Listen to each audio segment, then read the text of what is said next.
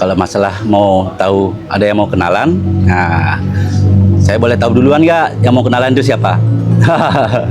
Oke, siap. Kalau yang masalah kenalan, mau tahu pribadi saya mungkin untuk saat ini, beberapa tahun ke belakang, orang-orang lebih tahu saya mungkin seorang pegawai Bank BRI. Karena saya di sana bekerja udah hampir separuh hidup saya bekerja di Bank BRI.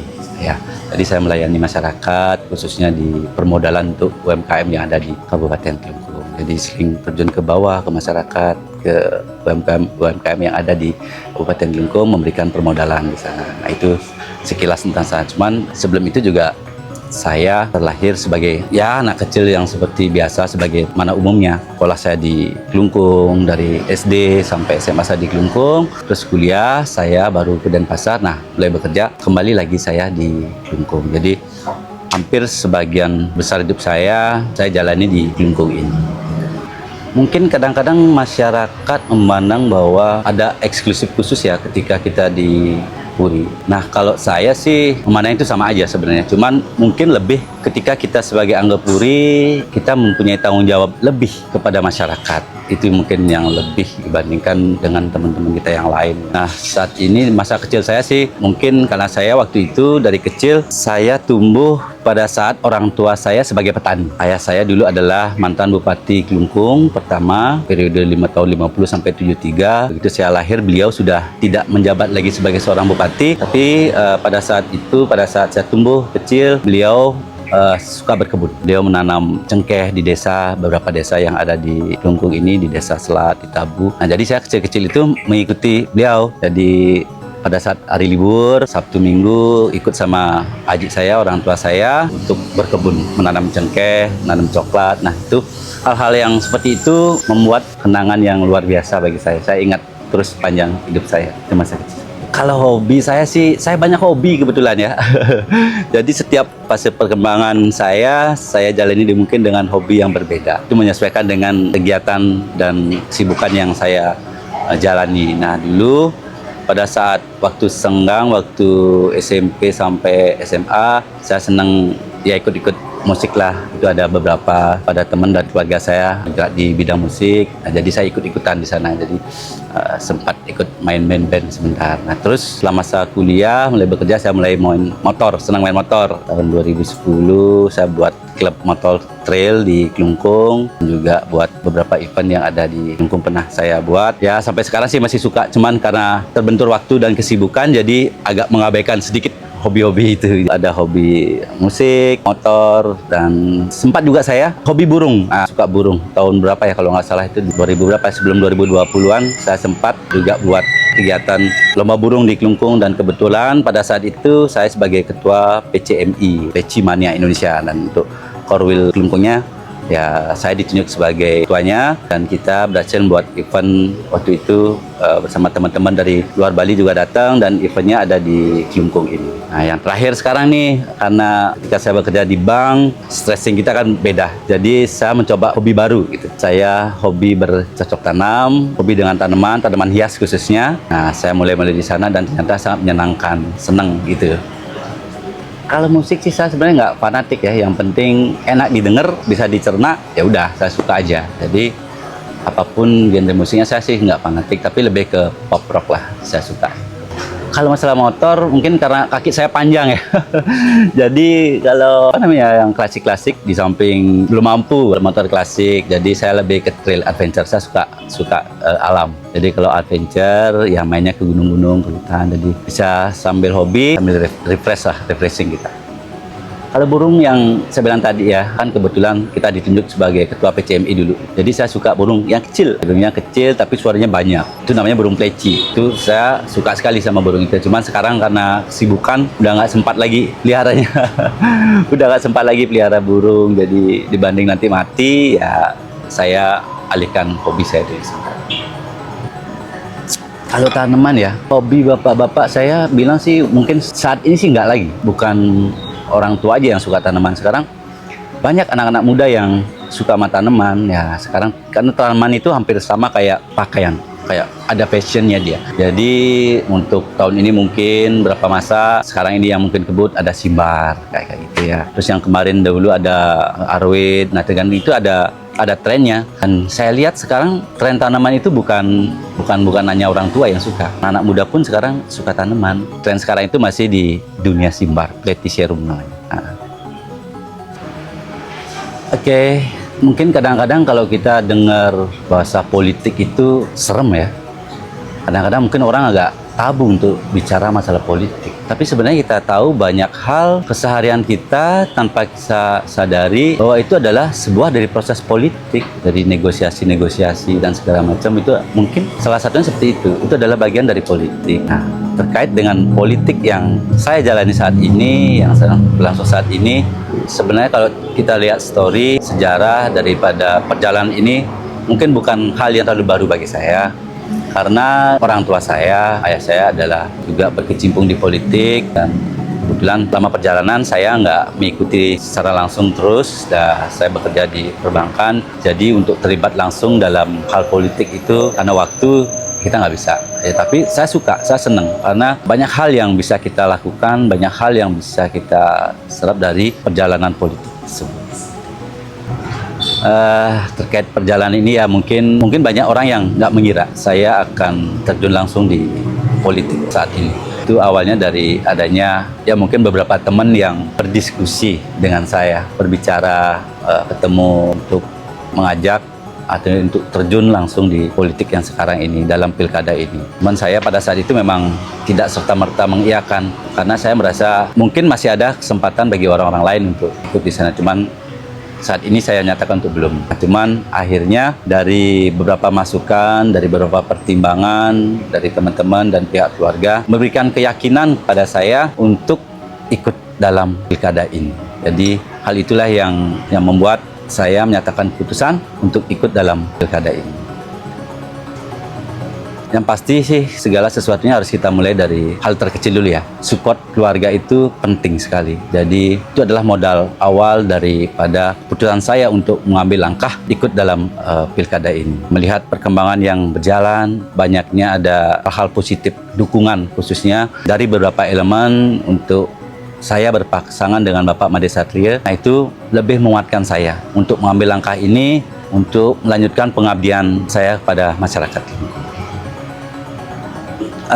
Permasalahan di Kabupaten Kelungkung ini setelah saya amati dan dari hasil perjalanan kita di beberapa tempat yang simekramu ya, ketemu dengan warga untuk menyerap aspirasi apa sih sebenarnya yang menjadi permasalahan yang ada di Kabupaten Kelungkung. Nah, saya garis bawahi banyak hal sih sebenarnya, cuman beberapa ada yang disesuaikan dengan kondisi di mana kita berada. Kita ketahui bahwa Kabupaten Kelungkung kan ada 4 kecamatan nih. Dari masing-masing kecamatan itu memiliki porsi kebutuhan yang berbeda. Saya sampaikan sedikit masalah di Nusa Penida. Mungkin yang menjadi stressing masyarakat di sana adalah bagaimana infrastruktur. Nah, infrastruktur itu yang jadi permasalahan utama yang harus dibenahi khususnya di masyarakat Nusa Penida. Nah, sekarang di 3 kecamatan lainnya, khususnya di daerah-daerah yang berbasis pertanian, masyarakat yang mengutamakan dari hasil pertanian, mereka ingin bahwasanya hal-hal mendasar terkait dengan pertanian itu segera mendapatkan jawaban, solusi dari itu. Salah satunya adalah kelangkaan pupuk. Nah, di mana-mana saya turun ke bawah, menyapa para petani, mereka menyatakan bahwa susahnya distribusi penyaluran pupuk itu. Mungkin tidak langka, cuman distribusinya yang harus kita perbaiki di sana. Kayak juga saluran irigasi juga di sana jadi permasalahan, dan itulah menjadi konsen kita ke depan ketika nanti masyarakat Kelungkung memberikan mandat pada kami pasangan Made Satria dan Cak Surya untuk menjadi bupati dan wakil bupati Kelungkung. Nah, lain hal lagi di perkotaan, masyarakat di kota mereka lebih mengedepankan bagaimana sih lapangan pekerjaan lebih terbuka di Kabupaten Kelungkung, dan itu juga menjadi konsen kami ke depan, dan peluang itu ada, bukan tidak ada. Peluang untuk itu ada, sangat besar sekali. Nah, ketika nanti kawasan pusat kebudayaan Bali yang digagas oleh Bapak Wayan Koster dan sudah berjalan, itu bisa terwujud. Saya menginginkan masyarakat Kelungkung itu sebagian besar mereka akan bekerja di Kabupaten Kelungkung. Nggak perlu jauh-jauh bekerja, cukup di kabupatennya, sama-sama membangun Kabupaten Kelungkung. Seperti kita ketahui bahwasanya Kabupaten Kelungkung itu secara wilayah kan kecil ya. Kecil wilayahnya, tapi sebenarnya mempunyai potensi yang besar yang perlu kita garap maksimal nanti. Nah, ketika penggarapan daripada potensi yang ada itu sudah maksimal, saya yakin itu akan memberikan potensi untuk pemasukan PAD Kabupaten Kelungkung. Nah, kami paket Made Satria dan Cak Surya lebih memfokuskan bagaimana membedah potensi-potensi yang ada itu sehingga bisa menjadi pundi-pundi untuk PAD Kabupaten Kelungkung. Setelah PAD kita mampu, setelah PAD kita besar, nah di sanalah kita akan menuntaskan segala permasalahan yang ada di Kabupaten Kelungkung dengan prinsip kemandirian terkait dengan pertanian, budaya, pendidikan, kesehatan, dan lain-lain. Pasti Kelungkung mampu untuk mengentaskan itu. Terkait masalah budaya, kita tahu bahwa Bali tanpa budaya adalah Bali tanpa taksu. Begitu pula di Kelungkung. Ya, kalau kita tidak mengedepankan budaya, Bali itu bukan apa-apa. Nah, kita ingin ke depan bahwasanya semua pembangunan yang ada di Kabupaten Kelungkung itu berbasis budaya. Dan kita ingin juga nanti ke depan bagaimana pendidikan dasar yang menjadi kewenangan pemerintah kabupaten itu lebih mengedepankan bahwa dengan pendidikan berbasis budaya. Jadi anak-anak sekolah dari SD sampai SMP itu lebih diberikan ruang untuk mengenal minimal budaya dan tradisi yang mereka punya. Dan karena itulah sumber kita nanti ke depan terkait dengan pembangunan secara menyeluruh, skala di skala. Oke, terkait dengan generasi muda. Dari hasil kami, pasangan Made Satri dan Cak Surya turun ke bawah, rata-rata generasi muda itu ingin adanya sebuah wadah mereka untuk berkreasi, wadah mereka untuk menyalurkan aspirasinya mereka. Jadi ke depan kita ingin bahwa di setiap desa yang memiliki karakteristik berbeda masing-masing desa dengan desa yang lainnya, kepemudaannya seperti apa, itu adalah muncul bakat-bakat dari generasi muda yang ada di setiap desa dengan diwadahi, dengan difasilitasi. Mungkin kita akan membentuk moderator-moderator yang ada di desa untuk bagaimana kemudian kepentingan daripada para pemuda yang ada di setiap desa. Itu yang akan kita lebih fokuskan dalam hal bagaimana menjembatani kepentingan para pemuda yang ada di Kabupaten Kelungkung. Dan kedua, pembangunan sekarang kita tahu bahwa generasi muda itu mempunyai peran serta yang luar biasa. Peran serta yang semakin hari adalah ditentukan oleh generasi muda. Saya ingin generasi muda kita lebih banyak mengisi diri dengan segala bidang keahlian yang dia miliki. Itu harus digali potensi dirinya sehingga kelak ke depan ketika nanti saya integrasikan dengan kawasan pusat kebudayaan Bali yang akan ada di Kabupaten Kelungkung, generasi muda kita udah nggak kelabakan lagi. Mereka udah siap, ketika itu sudah ready, generasi muda Kelungkung siap menopang kawasan pusat kebudayaan Bali. Oke, terkait masalah saya pernah di BRI, itu adalah pengalaman hidup saya yang paling berharga. Karena di mana pada saat saya bekerja di BRI, saya sering membantu para UMKM itu dalam hal permodalan, khususnya di bidang kredit. Mungkin orang kenal dengan sebutan KUR. Di sana saya sering menjembatani para pelaku UMKM yang mungkin kesusahan di bidang permodalan, kita jembatani dengan fasilitas KUR tersebut. Dan satu hal yang saya lakukan bersama dengan teman-teman marketing kami di BRI, saya nggak pernah mau mempersulit proses dari mereka. Saya permudah prosesnya, jadi masyarakat, khususnya para pelaku UMKM tersebut, tidak mendapatkan kendala dalam hal permodalan. Itu yang saya lakukan bersama teman-teman kami di BRI. BRI luar biasa memberikan kontribusi pada masyarakat dalam hal permodalan dan dengan proses yang cepat. Itulah yang saya sampaikan pada teman-teman, bagaimana kita bisa memberikan pelayanan dengan cepat dan tepat.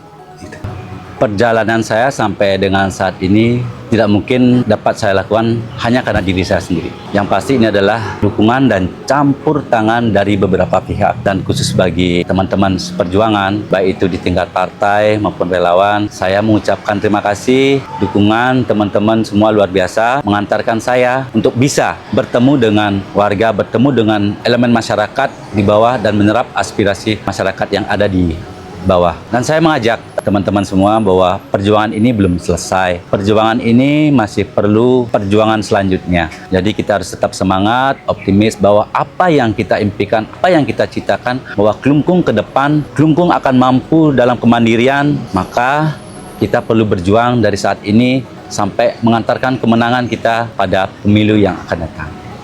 Ya, terkait dengan perbedaan pandangan di dalam era demokrasi saat ini, itu hal yang wajar. Di dalam orang menyampaikan kritik, wajar. Itu sah-sah saja dalam dunia berpolitik. Kita mau tidak mau, suka tidak suka, harus siap. Nah, cuman masyarakat luas harus sadar, harus paham mana kritik dan mana itu hoax. Nah, itu harus bisa membedakan seperti itu. Nah, ke depan kita harap bahwa dalam pesta demokrasi ini kita harus lakukan dengan riang gembira. Kita harus lakukan dengan penuh keterbukaan. Jadi perbedaan pendapat itu jangan dipakai untuk kita saling bermusuhan, bahwa Klungkung ke depan ini perlu banyak tangan untuk mewujudkan cita-cita dan kemuliaan masyarakat Klungkung. Pesan saya untuk masyarakat Klungkung, saya mengajak seluruh elemen masyarakat untuk tidak antipati terhadap politik, karena keputusan politik sangat menentukan masa depan Klungkung ke depan, khususnya lagi dalam hal pemilihan Bupati dan Wakil Bupati Klungkung. Salah kita menentukan pilihan, salah kita akan mengantarkan Klungkung ke masa keemasannya. Terakhir, saya akan berikan pantun pada masyarakat Klungkung, satu pantun yang akan memotivasi kita sebagai warga Klungkung. Meli kangkung, meli tabia. Anak Klungkung, mula satria. Okay.